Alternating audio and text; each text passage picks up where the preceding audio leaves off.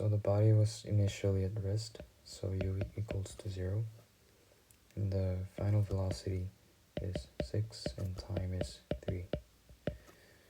And F equals ma, so acceleration would be F over m, and we know the force is 12, so like this. And using the equation V equals u plus at, u is 0, so 6 is acceleration 12 over m times by 3. So 36 over m would be equal to 6, so m would be equal to 6. Okay. Okay, it says a frictionless surface and it's moving at a constant velocity v.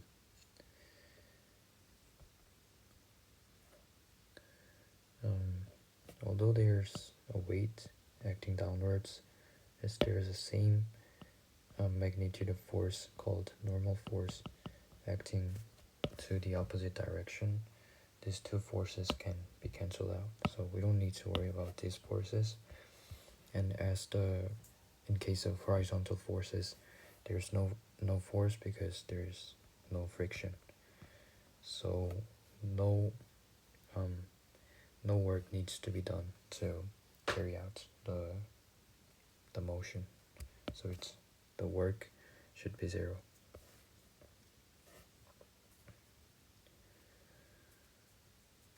Okay, so the vehicle should be using energies from its fuels, so it should be using its one of chemical energies.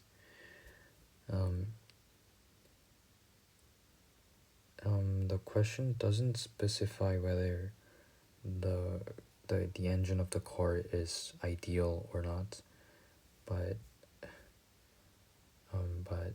I'll just assume that it's not ideal, and it somewhat loses energy through sound and heat. So the option might be B, but I don't think this is a good question because it might also be A if we assume that the engine is an ideal engine and it does not lose any sound or heat when making energies.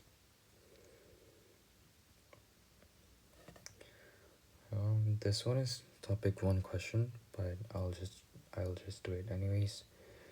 So to do the multiplication of uncertainties, we first need to convert these absolute uncertainty into fractional uncertainty. So this can be done by dividing 0.2 by 2, which gives us 0.1. So this is the fractional uncertainty for the side.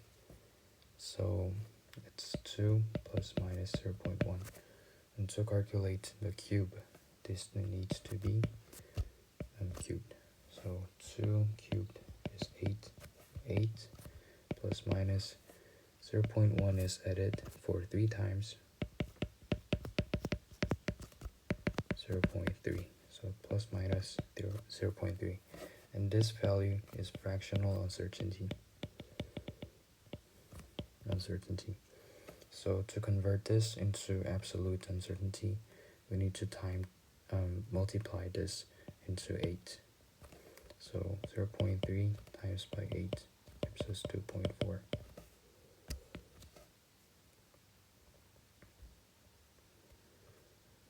Okay,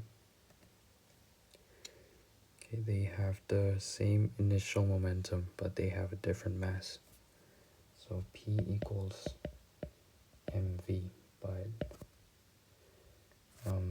the mass of the x is greater than mass of y.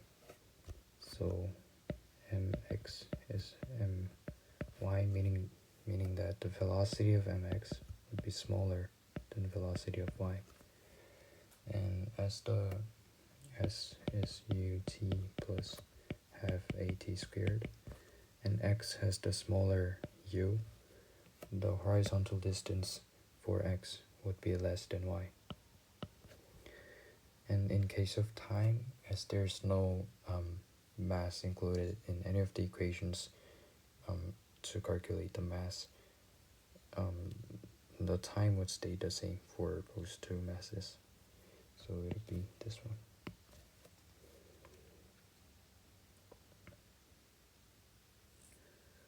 Okay, here's a stone. It's dropped 16 meters in 2 seconds. So as it's from a rest, u equals to 0. S equals to ut plus half at squared. U equals to 0, so 16 equals to half a 2 squared. So this 2 cancels out, so a equals to 16, a equals to 8.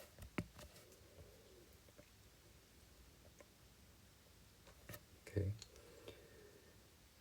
They are doing the elastic collision.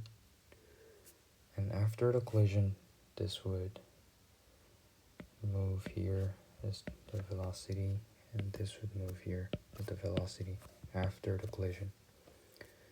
So P equals 2, as this is towards the left direction, there would be negative sign here, and the momentum for the right sphere would be P equals to mv. So the total momentum of the sphere would be 0. Oh, okay, so it's wrong. And each sphere has its momentum is not 0. And the total kinetic energy, so the kinetic energy for this half mv squared, and for this is half mv squared.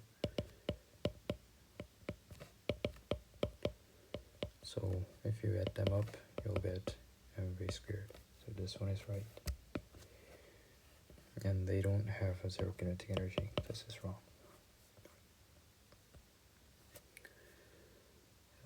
Which no work is done on the object. Okay. So work F force times distance times cosine theta. And when the object is doing the circular motion,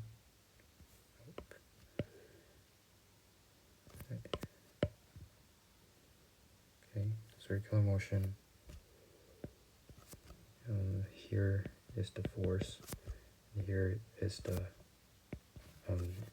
the direction that the object is moving, and as the angle between them is 90, so the cos 90 is 0, so this is F times S times by 0, so work done should be 0 for this case. Forces applied in the direction of velocity, and this is parallel, so cosine 0 or cosine 180 would equal to 1, so there's still work done. And this one is also parallel, so this would be the cos 0 or cos 180, so this would also be 1, so there's still work being done here. So the answer would be I only. This one is again about the definition of equilibrium. So F net equals to 0. Resultant force is 0. Okay.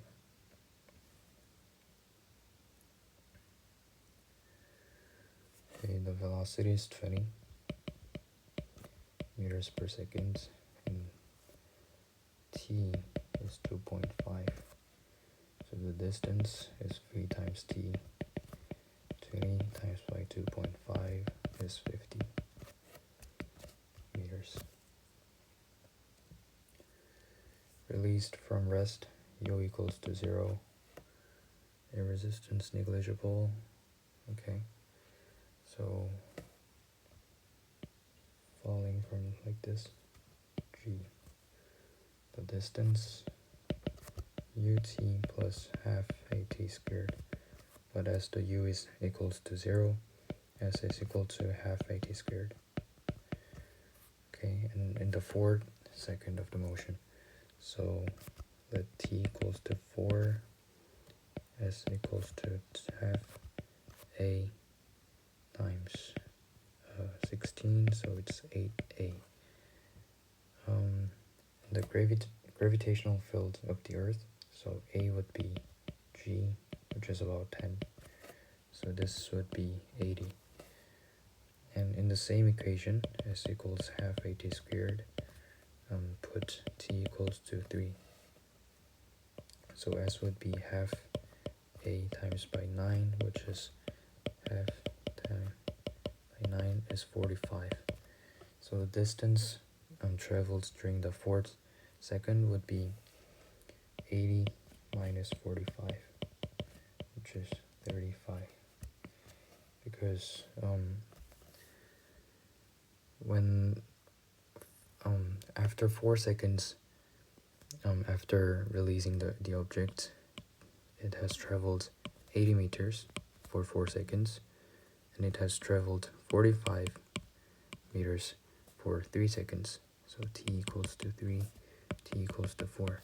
So to get this distance, which is the distance moved by the object during the 4th second of the motion, it would be 35 meters.